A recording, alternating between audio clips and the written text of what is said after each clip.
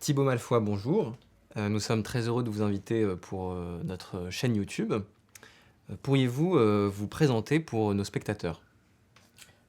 Bonjour, je m'appelle Thibaut Malfoy, je suis écrivain. J'ai publié à 29 ans mon premier roman qui s'appelle Paris, ta rêve érotique. Et j'ai fondé, il y a quelques années de cela maintenant, une plateforme qui s'appelle Contreforme, qui aide les écrivains à devenir écrivains. Puisque je me suis rendu compte moi-même en écrivant ce premier roman qui a une gestation assez longue et difficile comme tous les premiers romans sans doute. Et en conseillant d'autres écrivains, je me suis rendu compte que le métier d'écrivain n'était pas quelque chose d'inné, le talent n'est pas inné, et c'est quelque chose qui s'acquiert par la pratique essentiellement. Et un conseiller littéraire peut accélérer cet apprentissage par la pratique, et c'est ce que je fais essentiellement. En posant des questions, en pointant du doigt les faiblesses éventuelles d'un manuscrit. Voilà. Alors justement, à propos de ce métier de conseiller littéraire, vous dites vous-même qu'il ne consiste pas forcément à juger le manuscrit que l'on vous propose, mais peut-être plutôt à aider un écrivain à trouver des ressources qu'il ignorait en lui. Et comment vous y prenez-vous pour cela? Oui, en effet, il ne faut jamais juger un manuscrit tel qu'il est. Il faut toujours conjuguer le talent de l'écrivain au futur, parce que c'est quelque chose qui s'améliore avec beaucoup de patience, de persévérance, et éventuellement un peu d'aide extérieure.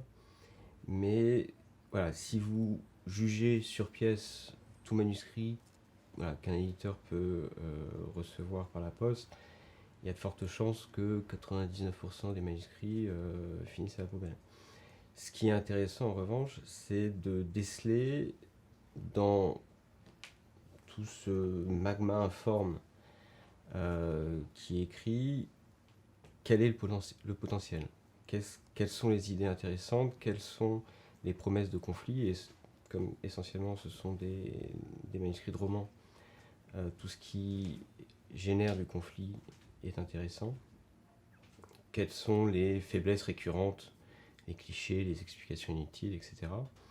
Et, euh, et moi, mon travail de conseiller littéraire consiste à tirer l'auteur le plus loin possible de ses défauts et le plus près possible de ses qualités. Et c'est pour ça que ça accélère énormément la, la pratique de cet écrivain, c'est que ça le guide en fait dans la bonne direction, et ça lui évite de répéter sans cesse les mêmes erreurs sans qu'il s'en rende compte. Parce que vous prenez un manuscrit de 500 pages, sur chacune de ces 500 pages, il y a toujours les mêmes défauts. Donc voilà, lire 10 pages ou 500 pages de ce manuscrit revient à peu près au même pour le travail du style. Et après, pour tout ce qui est de l'ordre de la structure, j'aide aussi énormément, puisque souvent, quand on écrit, on est dans un état d'improvisation qui fait qu'on ne sait pas trop où on va, et c'est tout à fait normal. Et la structuration d'une histoire se fait souvent a posteriori. On essaie de comprendre quelles sont les zones un peu plus molles qui ont besoin d'être tendues. On essaye de voir quels sont les événements redondants dans l'histoire pour essayer de les supprimer. Éventuellement, s'il y a des personnages qui sont redondants ou qui n'apportent pas grand-chose à l'histoire. Voilà, c'est toutes ces choses, tous ces détails qu'on essaye d'analyser pour essayer de faire en sorte que le manuscrit soit dans un état le plus lisible possible avant envoi chez un éditeur.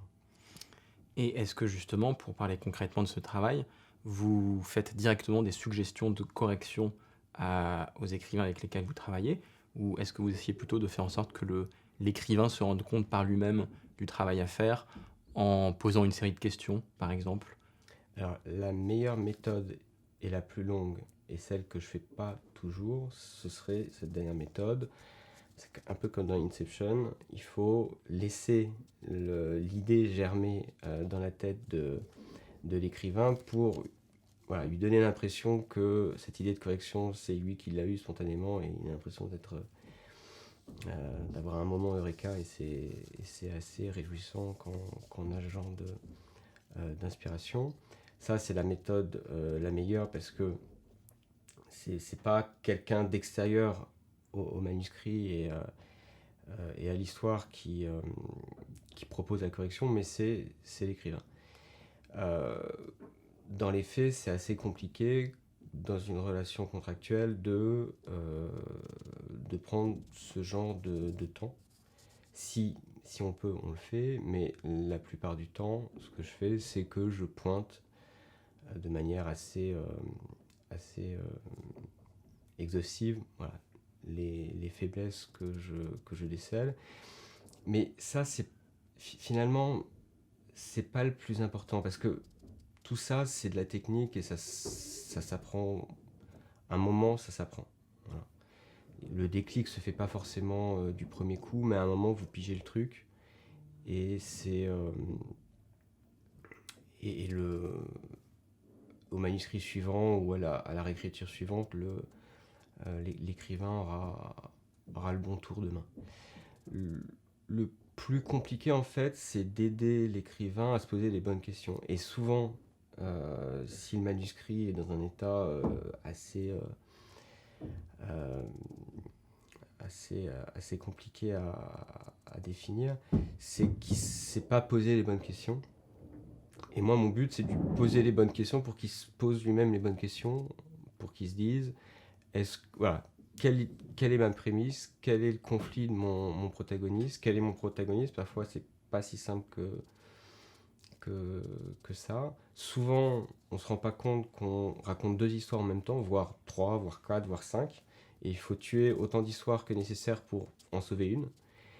Et c'est là où le courage d'un écrivain est nécessaire, c'est qu'il faut apprendre à tuer des personnages, à tuer des intrigues secondaires qui parasitent d'autres intrigues. Il faut tuer les métaphores dont vous êtes le plus satisfait parce que elles sont trop voulues, trop forcées pour paraître naturelles.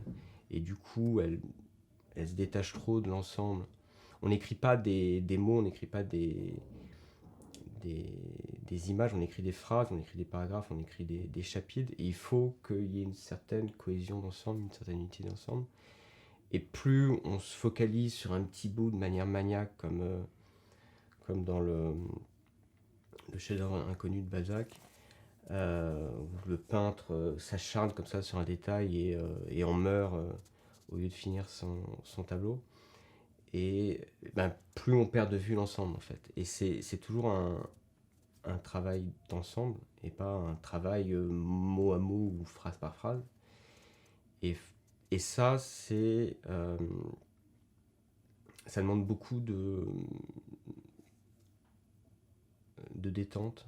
Il faut apprendre. Moi, le meilleur conseil qu'on m'ait jamais donné, c'est l'éditeur de mon premier roman qui me l'a donné, c'est détendez-vous, parce qu'il voyait bien que j'étais anxieux et je voulais bien écrire, ce qui est la meilleure manière de mal écrire.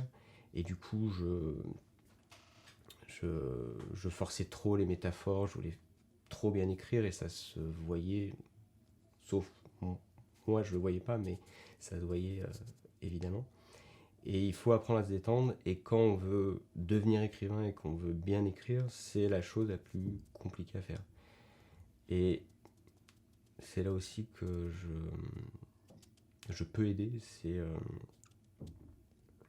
aider la personne en face à se détendre, à dégonfler un peu son ego, parce que finalement tout ça c'est un jeu et c'est pas si grave, que le premier jet ne veut rien dire, que le second non plus. Et d'ailleurs, c'est même pas un second, c'est un deuxième, parce qu'il y a souvent un troisième, un quatrième, un cinquième. Et c'est au fur et à mesure que voilà, toutes les phrases mortes, toutes les phrases génériques, tous les clichés, les explications inutiles vont progressivement tomber. Et ce qui reste, c'est la part la plus personnelle de l'auteur. C'est pour ça que ça sert à rien de chercher sa voix. La voix, une fois que vous avez supprimé tout ce qui n'est pas vous, bah, ce qui reste, voilà, c'est vous. Il n'y a pas chercher sa voix. Il y a, d'une part, je ne sais pas trop en quoi ça consisterait. Et ensuite, il n'y a pas. C'est souvent un travail soustractif, négatif, de suppression. Et ce qui reste, souvent suffit. Ce qui est intéressant, c'est qu'il existe en tous les cas des méthodes, des schémas narratifs, des ouvrages pour apprendre à bien écrire, contre lesquels vous semblez vous ériger, notamment... Ça dépend.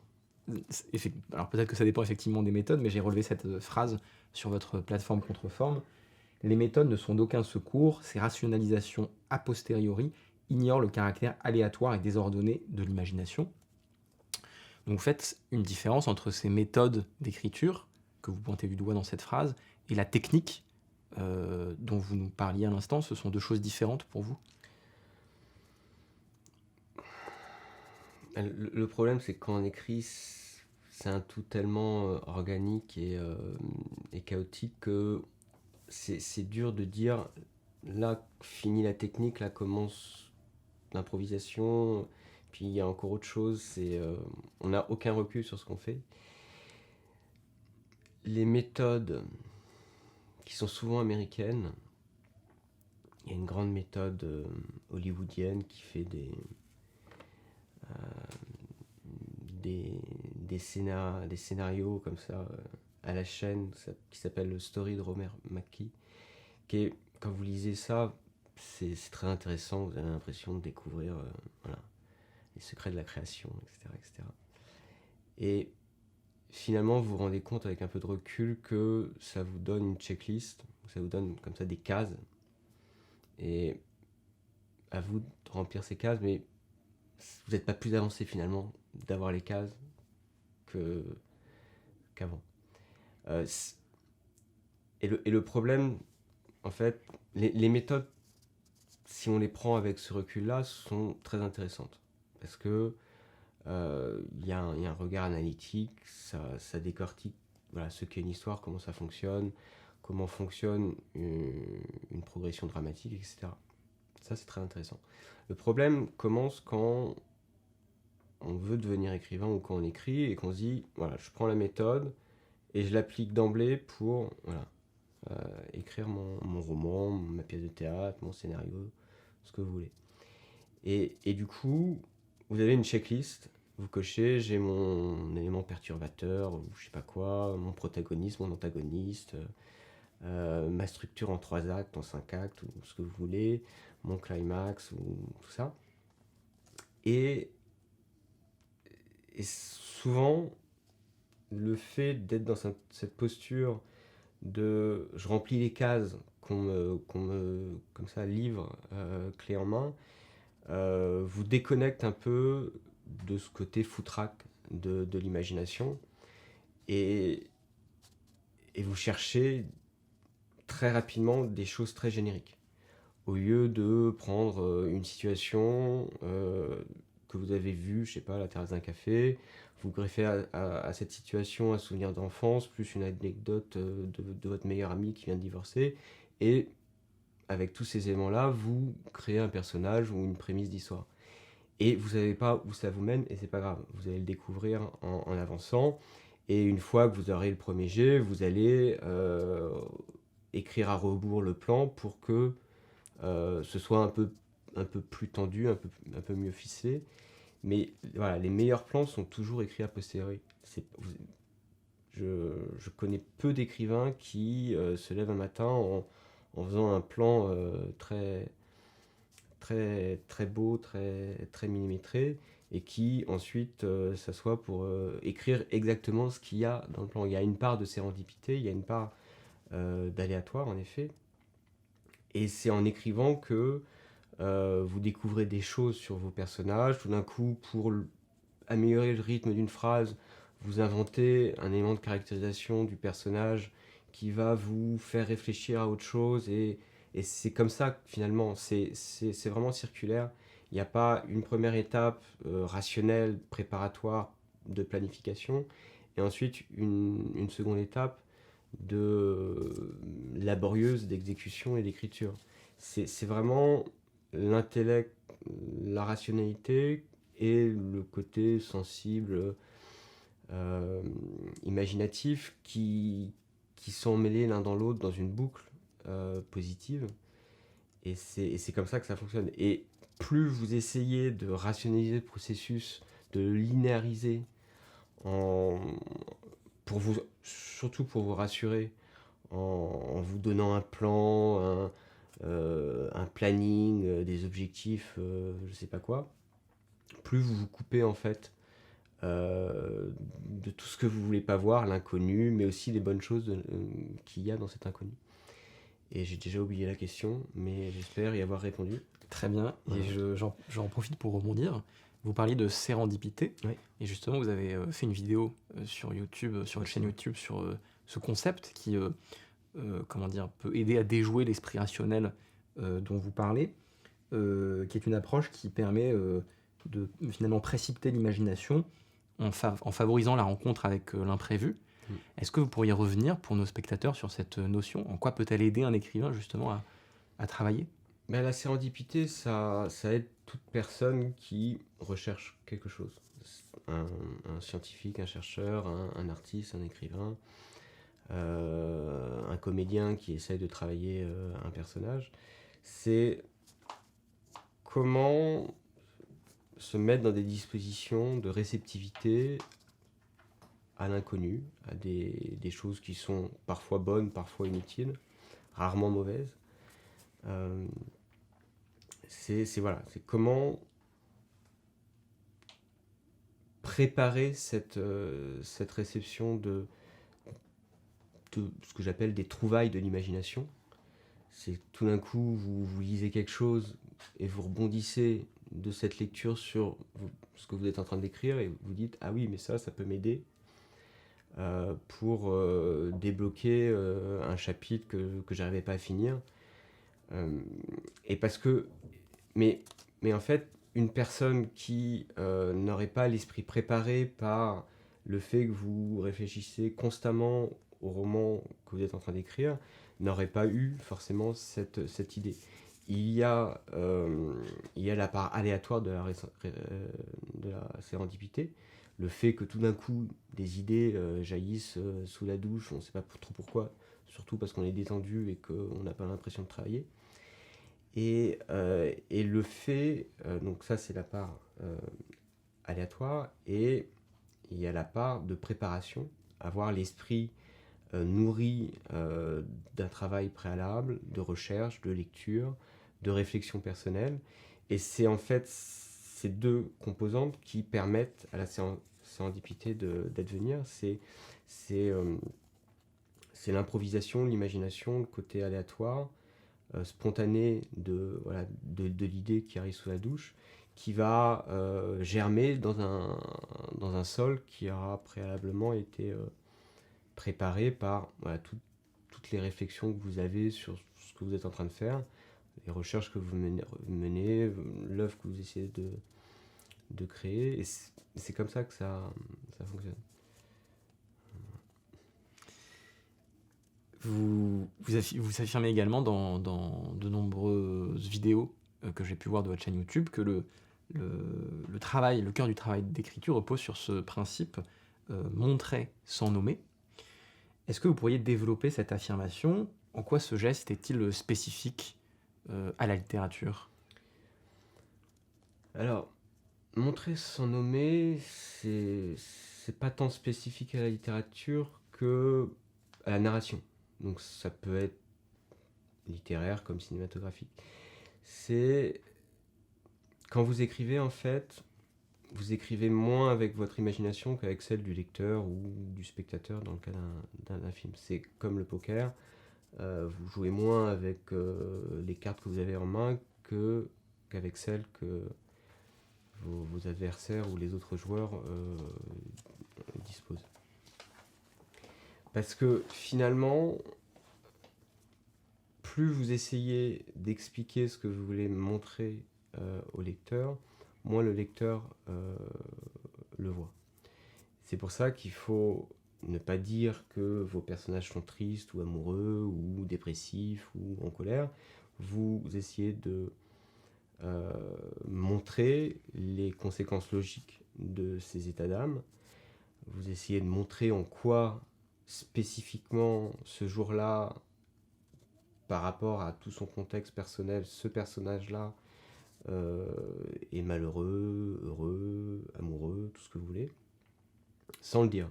Et éventuellement, une fois que vous avez bien montré tout ce que vous voulez montrer au lecteur, vous pouvez le féliciter en confirmant l'intuition qu'il a eue de ce personnage dans ce passage-là, en lui disant oui, en effet, ce personnage-là est amoureux. Et c'est beaucoup plus satisfaisant, et ça c'est un grand plaisir de lecteur, d'avoir l'intuition de ce qui se passe dans un passage ou dans un chapitre avant qu'on nous le dise. Et finalement, qu'on nous le dise ou pas, ça a plus grande importance parce qu'on sait à ce moment-là que ce personnage-là est amoureux. Et c'est beaucoup plus fort que si on nous le disait de manière plate, comme tout mauvais romancier le fait. Ce personnage-là est amoureux de je sais pas qui, parce que,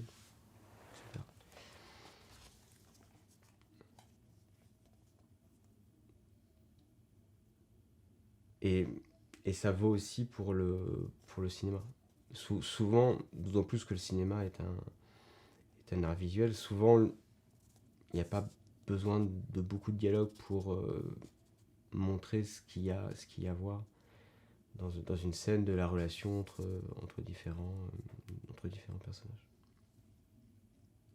Vous diffusez de nombreuses vidéos de conseils littéraires sur votre chaîne YouTube. Vous êtes assez présent sur Internet, sur Twitter notamment. Nous allons donc passer à cette deuxième partie de l'entretien consacrée à la relation entre la littérature et le numérique. Et la première question que je souhaitais vous poser, c'est quel possible pour la littérature le numérique offre-t-il ? Vous comparerez notamment dans l'une de vos vidéos Internet aux marges, et vous en faites un lieu de création très fort. En quoi Internet se présente-t-il aujourd'hui comme un espace de liberté et de créativité inédit pour la littérature ? Le fait est que les littéraires sont assez peu souvent des geeks. Je suis les deux.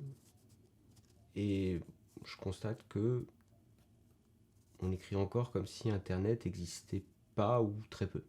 Voilà, comme si le web n'existait pas depuis 30 ans. Et c'est sans doute un peu par snobisme, un peu par ignorance, un peu par manque de curiosité technique peut-être. Et pour moi, Internet, c'est un peu comme ce que sont sans doute les rues pour un Banksy ou des artistes comme ça qui saisissent quelque chose qui échappe complètement aux institutions culturelles d'une époque pour improviser, tester avec beaucoup de liberté plein de choses. Parce que comme ce sont des espaces qui ne sont pas occupés, pour ainsi dire, par des choses très officielles, très officielles, voilà, restons polis. Personne n'est là en fait pour vous dire c'est bien, c'est pas bien, pour vous dire attention, t'es en train d'écrire un cliché, c'est grave, attention, t'es en train de faire une faute d'orthographe. En fait, ce que vous faites sur Internet, tout le monde s'en fout. D'une part parce qu'il y a beaucoup de monde sur Internet, donc que vous soyez là ou pas, on le voit pas tant que ça. Mais en même temps, c'est un espace extraordinaire pour rencontrer vos futurs lecteurs, pour tester des nouveaux modèles de diffusion, distribution, pour écrire. Voilà. Mais voilà, je regrette un peu que les éditeurs, les écrivains soient un peu conservateurs par rapport au numérique de manière générale. Mais en même temps, c'est ce qui fait qu'on peut encore jouer sur Internet sans que tout ça devienne trop sérieux et trop Collège de France, quoi. Et justement, vous parlez d'Internet, vous parlez aussi de l'email comme plateforme justement qui permet un renouveau de la littérature. Et vous évoquez sur votre plateforme les propos de l'écrivain Craig Modd, qui dans son essai Oh God, It's Raining Newsletters, pardon pour l'accent, écrit ceci: cette intimité, tant de mon côté que de celle des destinataires, semble engendrer une forme de vulnérabilité que je n'ai trouvée nulle part ailleurs en ligne. Mais l'intimité n'est pas surprenante. On a beau écrire à plusieurs destinataires, on ne parle jamais qu'à une seule personne à la fois. Comment est-ce que vous comprenez cette idée de vulnérabilité dont parle Craig Modd dans ses propos? Et quelles sont les possibilités qu'offre l'email à la littérature? Mais en fait,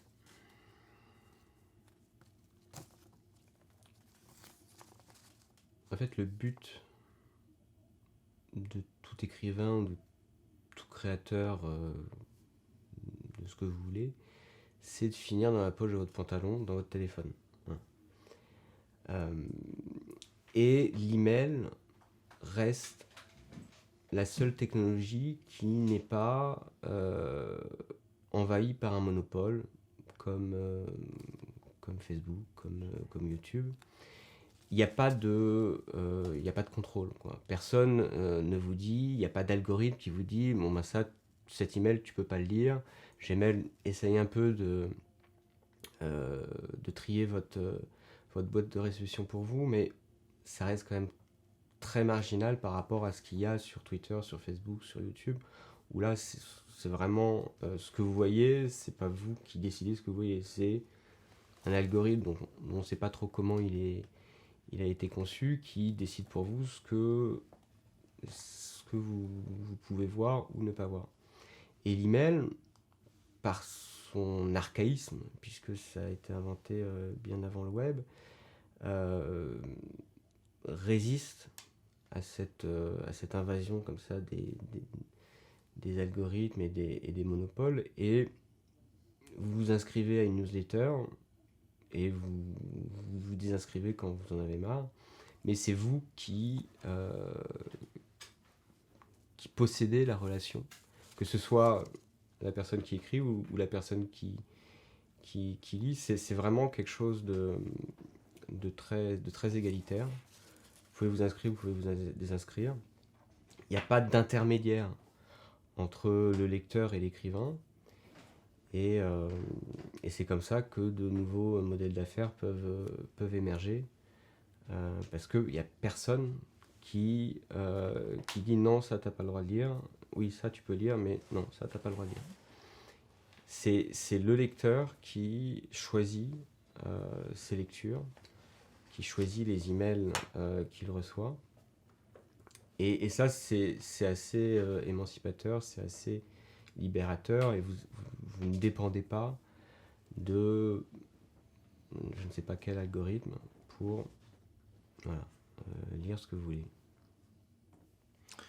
Alors c'est peut-être aussi pour ça que vous dites que nous sommes prêts pour un retour à la littérature épistolaire du XVIIIe siècle, puisque vous dites sur votre site que le numérique a réduit au maximum l'écart qui existait auparavant entre le lecteur et l'écrivain, qui existe aujourd'hui encore. Est-ce que vous pourriez revenir sur cette affirmation-là ? En fait, le numérique est en train de défaire ce que l'industrialisation a créé depuis le 19e siècle. Les révolutions industrielles successives ont permis d'augmenter au fur et à mesure l'écart entre le producteur et le consommateur, entre l'écrivain et le lecteur.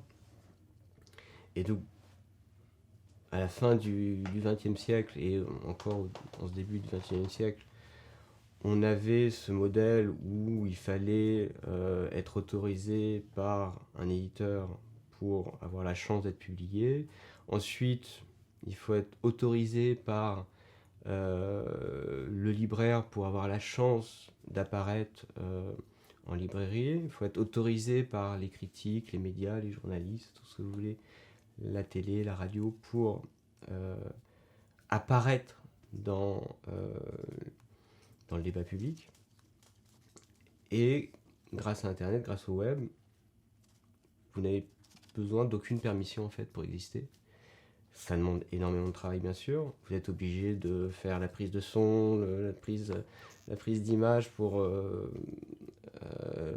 lancer votre chaîne YouTube ou votre podcast ou que sais-je. Mais voilà, la promesse du web et d'Internet de manière générale, c'est vous êtes libre de faire ce que vous voulez. Personne n'est là pour vous dire non, t'as pas le droit, tais-toi, t'as pas le droit. Et bon, bien sûr, ça crée plein d'autres problèmes. Vous êtes à la fois écrivain, entrepreneur, vous devez apprendre un peu des rudiments de code ou ce genre de choses. Mais si vous êtes curieux et un tant soit peu débrouillard, vous pouvez, pour la majeure partie, vous passer d'intermédiaire en fait. Et avoir, là pour le coup, pour revenir à votre précédente question, avoir cette relation d'intimité, de complicité même avec vos lecteurs. Je vous dis pas de coucher avec, mais il n'y a pas d'intermédiaire et c'est hyper libérateur.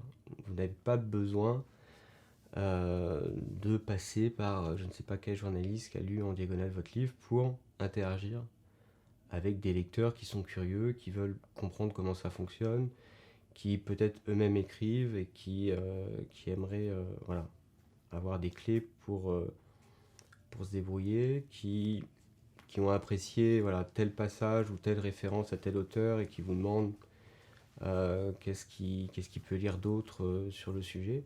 Voilà, y a cette relation extrêmement égalitaire qui n'existait pas auparavant entre l'auteur et le lecteur. Et si ça permet de désacraliser un peu la littérature, surtout en France où c'est devenu une religion d'État assez... Et c'est pour ça que les gens qui veulent devenir écrivains sont angoissés. C'est que c'est tellement important la littérature en France, et c'est une bonne chose, hein, je dis pas le contraire, mais ça allait peut-être à un point où ça devient négatif, c'est que c'est tellement une chose sacrée, extraordinaire, que les gens vivent leur relation à la pratique de l'écriture de manière très négative, très doloriste, on a l'impression qu'ils écrivent avec un martinet, quoi. C'est un peu bizarre. Et alors que le but de toute pratique artistique, c'est qu'au moins ça vous fasse plaisir. Parce qu'il y a de fortes chances qu'en tout cas au début, vous ne puissiez pas en vivre. Donc si en plus vous souffrez dans cette pratique, il y a sans doute un truc à changer, une manière de voir les choses à changer. Parce que voilà, créer dans la souffrance, ça... Je suis sûr que même Baudelaire, qui est peut-être l'écrivain le plus doloriste de la littérature française, même Baudelaire, en écrivant ses alexandrins, devait prendre beaucoup de plaisir à les écrire.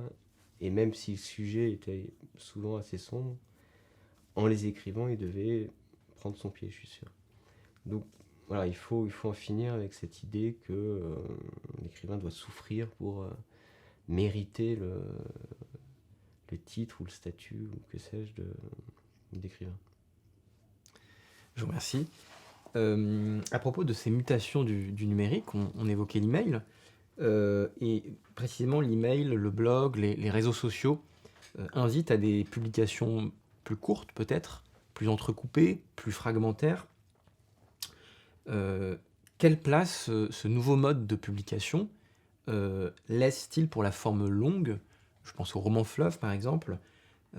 Est-ce que la poésie, par exemple, n'est pas une forme plus adaptée aux mutations du numérique, comme l'a par exemple affirmé Philippe Solers récemment dans un entretien ? Oui, la poésie est tout à fait adaptée au numérique, ça c'est clair. Très adaptée à Twitter, très adaptée à Instagram, si vous faites un peu de mise en page. à l'email également. Oui, oui, la poésie, les nouvelles ou les très courtes nouvelles sont tout à fait adaptées au numérique. Les grands romans obèses du 19e et certains du 20e siècle, a priori, ils sont moins, mais c'est juste une manière de voir les choses. Il faut toujours écrire dans le sens du médium pour lequel on écrit. Euh, voilà, les grands romans du 19e siècle le sont parce que on n'avait que ça à faire de les lire, en fait. Et qu'on était beaucoup plus statique dans le mode de vie de l'époque. Donc il n'y avait pas besoin de livres de poche, il n'y avait pas besoin de tablettes ou de liseuses. Maintenant qu'on a tout ça, voilà, quel genre de littérature on peut créer? Voilà, c'est dit autrement, observons comment on vit, comment on lit, et essayons de créer la littérature pour ces nouveaux usages, ces nouvelles habitudes, au lieu d'essayer de prolonger des modes de vie qui sont déjà finis depuis plusieurs décennies. Et je n'ai aucune réponse définitive, désolé. Mais je pense que si on part de la lecture, on peut en inférer pas mal d'hypothèses intéressantes pour découvrir de nouvelles formes de récits, des nouvelles formes poétiques, sans chercher forcément à reproduire ce qui a déjà été fait, puisque ça a déjà été fait, pourquoi le refaire? Vous avez des exemples à nous donner du coup de ces formes poétiques, narratives qui s'adaptent justement aux mutations actuelles du numérique? Ben non, parce que justement, il y a très peu d'écrivains présents en ligne. François Bon essaye de son côté, sur sa chaîne YouTube, sur son site, des formats courts qui sont complètement déconnectés de l'idée même de la forme du livre. Mais finalement, c'est très peu. Il n'y a pas un mouvement. Voilà. Si vous attendez un grand mouvement avec un manifeste, il n'y en a pas vraiment. Mais vous-même, d'ailleurs, Thibaut Malfoy, vous avez choisi l'édition papier, puisque vous avez publié votre premier roman chez Grasset en 2014, Paris est un rêve érotique. Pourquoi avoir fait ce choix finalement de la publication papier, si le numérique regorge de tant de ressources? Est-ce que le papier possède encore un avantage, une aura par rapport au numérique? Ben, cette publication, c'était essentiellement une relation de travail privilégiée avec un éditeur, Charles Dantzig, qui m'a vraiment aidé à finaliser la forme de ce roman qui partait dans tous les sens. Et je l'ai réécrit plusieurs fois, et bon, à la fin, c'était assez lisible pour être retenu par le comité de lecture de Grasset. Moi, c'était surtout cette relation de travail que je recherchais en fait dans l'édition dite traditionnelle.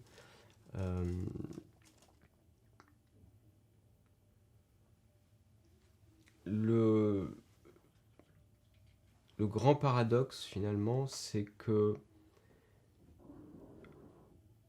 c'est peut-être le livre papier qui est le plus adapté à nos usages hérités du numérique.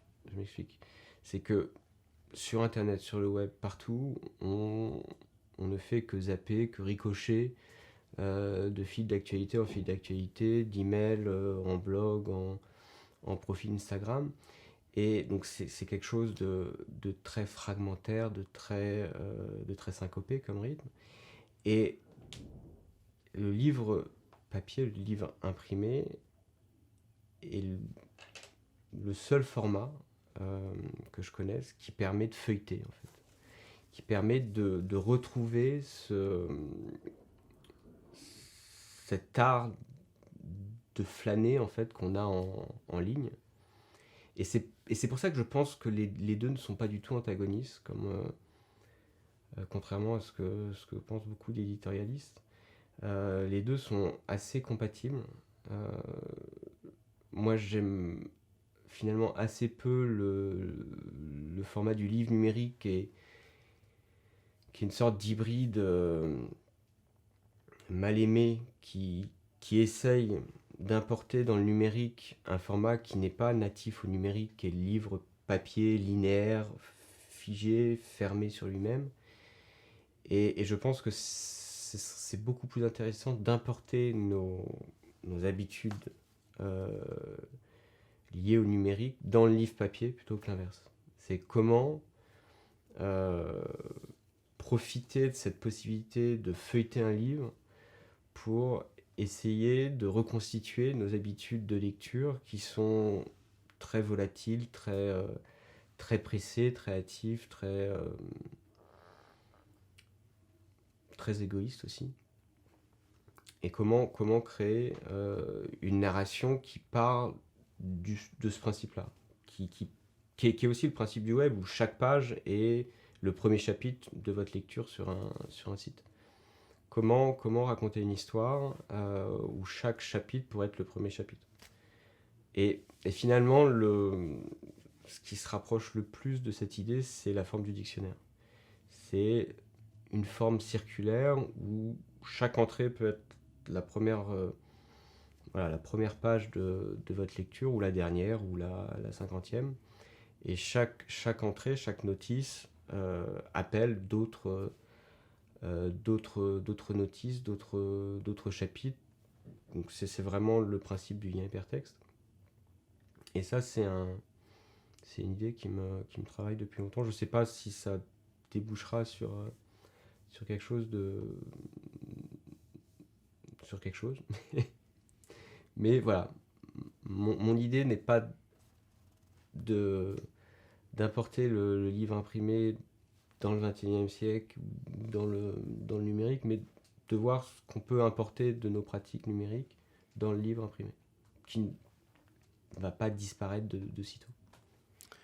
Et ce qui est intéressant pour revenir sur votre livre imprimé, du coup, Paris est un rêve érotique, c'est que vous vous référez justement à la tradition littéraire, de même que sur votre chaîne YouTube. Vous citez souvent des écrivains comme David Foster Wallace, Hermann Hesse également. Qu'est-ce qu'elle représente, cette tradition, pour vous ?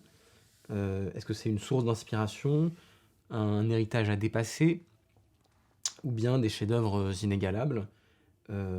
Quel rapport vous entretenez avec toute cette tradition d'auteurs que vous citez ? Un rapport d'amour, essentiellement. Il n'y a pas de choses à dépasser, parce qu'il n'y a pas de progrès en littérature. C'est pas parce que on écrit en 2021 que ce qu'on écrit en 2021 est meilleur que ce qui était écrit en 1886. Il n'y a pas de révolution à faire. Je pense que c'est vraiment du pur enthousiasme de lecteurs qui aiment lire, qui aiment qu'on respecte son imagination, et qui aiment cette littérature exigeante, qui ne lui mâche pas le travail, qui ne lui dit pas quoi comprendre dans telle scène, mais qui le laisse avancer à son rythme et avec toutes les trouvailles de sa propre imagination.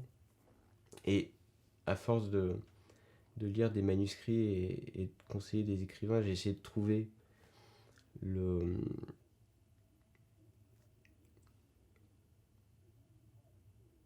le problème récurrent et rédhibitoire qui fait qu'un manuscrit est irrecevable, qui fait qu'un livre ou un roman est mauvais. Et c'est vraiment cet appel à l'imagination du lecteur qui, si l'auteur ne la sollicite pas suffisamment, cette imagination, le livre n'existe pas finalement. Le livre reste dans la tête de l'auteur, même si le livre est imprimé, vendu, et parfois bien vendu. Mais tant qu'il n'y a pas cette transmission, ce dialogue, ce partage entre l'imagination du lecteur et l'imagination de l'auteur, il se passe rien, quoi. C'est vraiment, c'est vraiment de l'amour, quoi.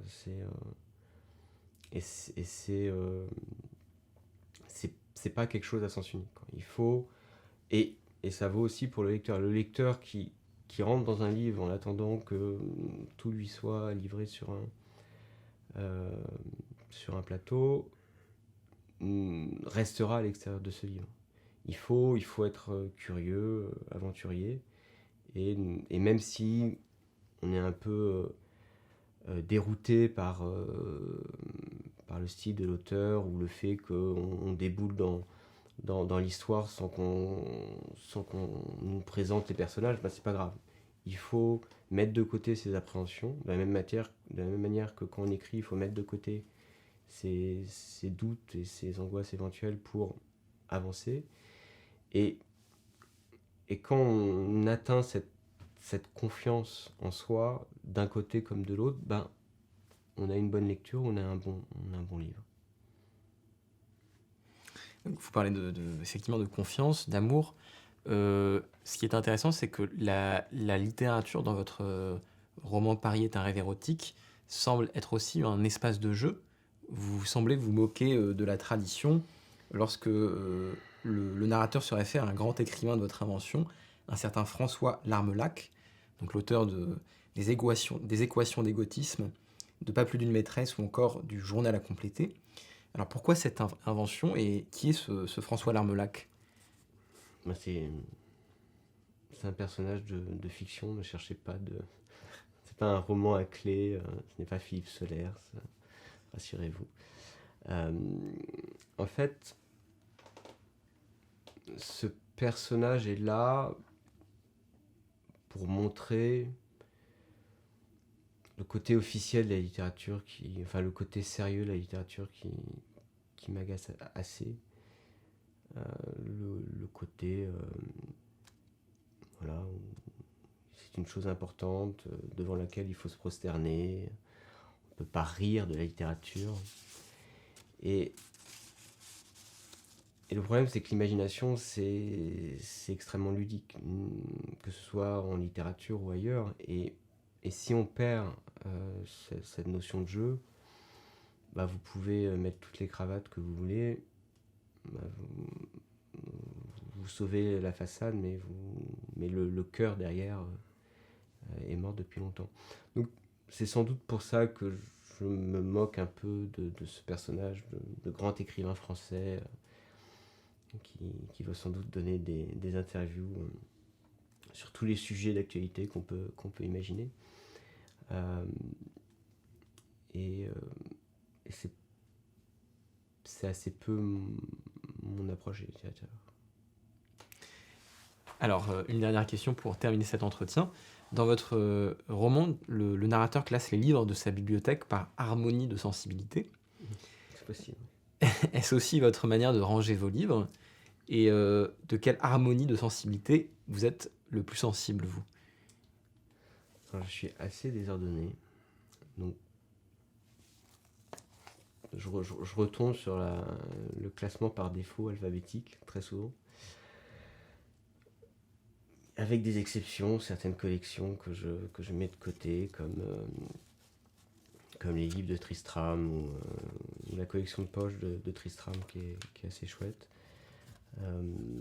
Quelques Pléiades, bien en vue. Mais finalement, les harmonies de sensibilité se voient assez peu dans les bibliothèques. Souvent, ça réside en tête. Vous savez très bien que le livre qu'a écrit Tarkovsky, qui doit s'appeler le temps scellé ou le temps quelque chose, là j'ai un trou de mémoire, qui est génial. Si vous aimez Tarkovsky, il faut absolument le lire. Qui est une sorte de journal où il partage sa vie, le réalisateur, avec toutes les réflexions qu'il mène pour chacun de ses films et dans chacun de ses films. Et voilà, vous êtes en phase, vous savez quand vous êtes en phase avec certaines sensibilités, certains écrivains certains livres, et c'est cette sorte de résonance qui se produit, et qui se produit assez peu, et c'est dommage, est si forte que finalement vous n'avez pas besoin d'une bibliothèque, vous les portez en vous. Et vous savez que vous avez en tête un Stendhal avec ce livre de Tarkovsky, avec je ne sais pas quel autre livre. Et finalement, les preuves matérielles de ces harmonies de sensibilité que sont des bibliothèques, que sont des livres, c'est important parce que ce sont des rappels, des réminiscences de ces résonances, mais finalement, c'est un peu, je ne sais pas si vous avez vu l'adaptation de Fahrenheit 451 par Truffaut, ou même dans le roman de Bradbury, la fin est à peu près similaire, ou dans cette dystopie où les livres sont brûlés parce que la lecture et les livres apportent la discorde dans la société. Et c'est assez vrai, puisque ça permet aux sensibilités de s'individualiser. Les livres sont brûlés, et donc les résistants, pour sauver ce patrimoine culturel, les mémorisent, les apprennent par cœur. Et finalement, c'est presque ça, finalement, une harmonie de sensibilité. C'est des livres qui nous habitent, des lectures qui nous habitent, auxquelles on retourne très régulièrement, mais pas d'une manière scolaire et linéaire de la première à la dernière page. C'est plus des plongées dans certains passages, simplement feuilleter et profiter de cette chose assez aléatoire pour redécouvrir quelque chose qu'on avait plus ou moins oublié. Et c'est pour ça que tous les débats sur la fermeture des librairies jugées commerce non essentiel durant le premier ou je sais plus quel confinement m'a assez peu touché, puisque si ou pour les personnes pour lesquelles la littérature est essentielle, il n'y a pas vraiment besoin de librairie. On a déjà des bibliothèques remplies chez nous. Il y a moyen de tenir plusieurs mois d'affilée sans sortir de chez soi. Et le fait que on milite pour maintenir les librairies ouvertes prouve bien que finalement c'est aussi beaucoup de politique culturelle, et c'est bien de faire vivre nos librairies, mais finalement c'est aussi la preuve que ça reste un plaisir minoritaire, la lecture, et la lecture gloutonne, jouissive, régulière, et les grands lecteurs finalement n'ont pas tant besoin en période de confinement de librairie, et bien sûr tous les libraires qui vont m'écouter vont m'apprécier pour ça, mais voilà, je sais plus pourquoi je disais ça, mais mais voilà, on porte nos lectures en nous, et si des preuves matérielles de ces attachements nous les rappellent de temps en temps, tant mieux, sinon, tant pis. Merci beaucoup. Je vous en prie.